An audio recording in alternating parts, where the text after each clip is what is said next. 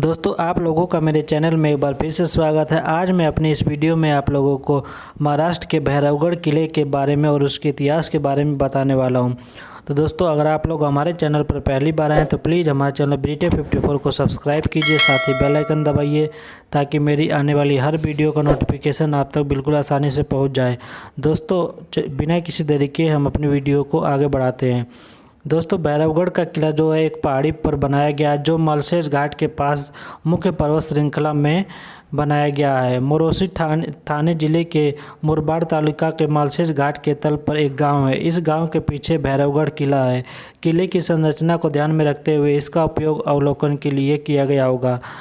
इसका निर्माण ज्वालामुखी विस्फोट से निकलने वाले प्रवाह से होता है। लावा के प्रवाह के ठंडा होने के बाद फिर विस्फोट होना, जिससे लावा की परतें एक के ऊपर एक जमा होती रहती है।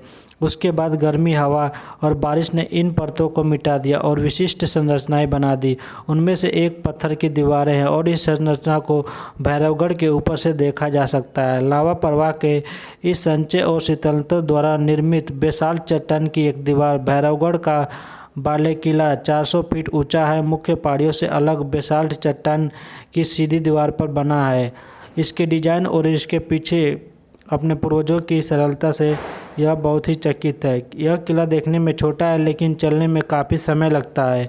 पूर्व की ओर सीढ़ियाँ तक पठार बहुत धीरे धीरे बनाए गए हैं और सहन शक्ति वाला कोई भी व्यक्ति यहाँ पर पहुँच सकता है। इसलिए किले के प्रीबर्ड ग्रेड सीढ़ियों तक यह आसान है। सीढ़ियों पर चलने के लिए प्रीबर्ड ग्रेड जोखिम भरा है। उचित गियर या एक्रोफोबिया के बिना किसी को भी इसे नहीं करना चाहिए। सीढ़ियाँ जगह जगह पर टूटी हुई है और बिना उचित गियर के शुरुआत करने वाले यह प्रयास नहीं करना चाहिए। दीवारों में थोड़ा सा ओवरहैंग ग्रेडिएंट है जो आपके संकरे चरण को दूर धकेलता है, इसलिए जोखिम भरा और बहुत ही जोखिम भरा यह रास्ता हो जाता है। एक जगह पर सीढ़ियाँ टूटी हुई है और छोटी चट्टान चढ़ाई की आवश्यकता है, वहाँ पर बहुत ही जोखिम भरा है। जैसे आप लोग आगे बढ़ेंगे वैसे वैसे कहीं पर आप लोगों को यह रास्ता आसान लगेगा और कहीं कहीं पर यह रास्ता आप लोगों को मुश्किल लगेगा। इस किले के आज के समय में कोई ज़्यादा अवशेष नहीं है। माची से बाले किला के रास्ते में आप लोग यहाँ तक पैदल पहुँच सकते हैं। फुटपाथ के ऊपर पानी की टंकी है। पानी की टंकी और दाईं ओर चट्टान में उकेरी गई एक आयताकार यहाँ पर गुफा है, लेकिन इस गुफा तक जाने के लिए चढ़ाई की तकनीक का उपयोग करना पड़ता है। उसी के कदम के बाद बाले किला के पूर्वी छोर पर पहुँचना पड़ता है। चट्टान में लगभग 50 फीट ऊँची खोदी गई एक आयताकार गुफा है। इस गुफा तक पहुँचने के लिए आपको किसी चढ़ाई की तकनीक का इस्तेमाल करना पड़ेगा। भैरवगढ़ किला जो है वो पूर्वी छोर पर एक चक्कर लगाने के बाद भैरवगढ़ फोर्ट के आसपास पहाड़ी के बीच घाटी तक आप पहुंच सकते हैं। यहां से आप लोगों को किले की खड़ी ढलानों पर खुदी हुई सीढ़ियां देखने को मिलेगी। करीब 50 सीढ़ियां चलने के बाद एक चट्टान में खोदी हुई गुफा तक आप लोग पहुंच सकते हैं। इस गुफा में प्रवेश करने के लिए गुफा के तल में एक छेद किया गया। गुफा में प्रवेश के लिए आपको इसके माध्यम से रेंगना होगा। गुफा 4 फीट लंबी, 2 फीट चौड़ी और 8 फीट ऊंची है और चारों तरफ से बंद है। गुफा में केवल बाजूदे हैं जो कि 5 फीट ऊंचे हैं। यह आयताकार में बनाया गया है। गुफा की पिछली दीवार पर लकड़ी के फूलदानों को फंसाने के लिए निकासी की गई है।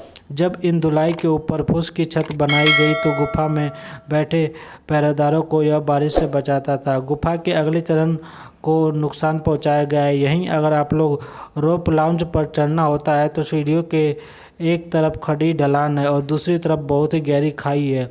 रिज के दाईं ओर एक सूरज रिज है जिसे देखकर आप लोगों को बाईं ओर के रास्ते से शुरू करना होगा। रास्ते में आप लोगों को एक सूखी टंकी के पानी मिल जाएगी।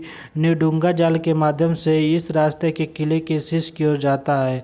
गठमाता संकरी है और पूर्व से पश्चिम तक यह फैली हुई है। किले पर कोई अवशेष नहीं है। किले के ऊपर आप पूर्व में नान्य घाट के सिरे से लेकर पश्चिम तक हरिश्चंद्रगढ़ जैसा क्षेत्र आप लोग देख सकते हैं। भैरवगढ़ किला जो मालशेज घाट महाराष्ट्र के पर्वतमाला के पास स्थापित किया गया है। कई पहाड़ों को भैरवगढ़ कहा जाता है। एक चिपलून कराड जिले के पास, एक मालशेज घाट के पास, भंडारदरा परिसर घनचक्कर के पास यह महाराष्ट्र की तीसरी सबसे ऊंची चोटी है।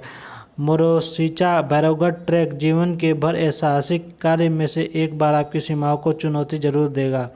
अनुभवी ट्रैकर पर्वतारोही तकनीकी सहायता से भैरवगढ़ किले का प्रयास करना चाहिए। मालसेज घाट के वाहन चलाते समय मोरोसीचा भैरवगढ़ आसानी से दिखाई देता है। महाराष्ट्र ट्रेल में सबसे कठिन ट्रैक में से यह एक माना जाता है। भैरवगढ़ किला भूवैज्ञानिक भाषा में डाइक है, चट्टान की एक परत जो पहले मौजूद रॉक बॉडी के विभाजन से यह विकसित हुई है। कल्याण जुन्नर कल्याण व्यापार मार्ग और नानेघाट जीवनधारा व्यापार मार्ग पर नज़र रखने के लिए भैरवगढ़ चौकी का इस्तेमाल किया जाता था। मोरोसीचा भैरवगढ़ ट्रैक पतले जंगल से होकर जाता है। एक बार जब आप पठार पर पहुंचेंगे तो आपको भैरवगढ़ मंदिर दिखाई देगा।